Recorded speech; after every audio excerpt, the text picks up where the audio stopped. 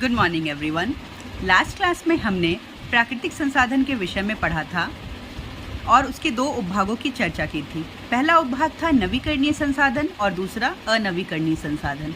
नवीकरणीय संसाधन वैसे संसाधन होते हैं जो हमें पुनः प्राप्त हो जाते हैं। इनके पुनः प्राप्त होने की प्रकृति के आधार पर ही इन्हें दो भागों में विभाजित किया गया है। पहला भाग है सतत एवं प्रवाह। वैसे संसाधन जो सतत है और जिनका प्रवाह निरंतर चलता रहता है, जैसे पवन, सूरज की रोशनी।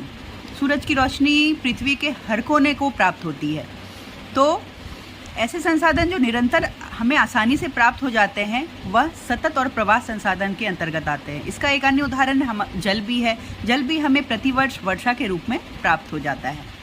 इसका दूसरा उपभाग है जैव संसाधन, जिसमें जीवन होता है, जैसे प्राकृतिक वनस्पति, जीव जंतु, ये सारे जैव संसाधन के उदाहरण हैं। जैव संसाधन निरंतर सतत प्रवाह संसाधन से भिन्न कैसे है? जैसे निरंतर और प्रवाह संसाधन, सतत संसाधन हमें हर जगह अवेलेबल मिलता है, मतलब मौजूद है, बहुत आसानी से प्राप्त हो जाते हैं। लेकिन जैव संसाधन को प्राप्त करने के लिए हमें कुछ समय का इंतज़ार करना पड़ता है। जैसे अगर जैव संसाधन के अंतर्गत जितनी भी प्राकृतिक वनस्पति आती है, अगर मान लो कि हम किसी जंगल को काट दें, तो ऐसा नहीं होगा कि वह बस आपने पेड़ों को काट दिया और पेड़ वहाँ पे उगाए, ऐसा नहीं होगा। उतना वापस से उस जंगल को प्राप्त करने के लिए हमें एक लंबे समय सीमा की आवश्यकता होगी।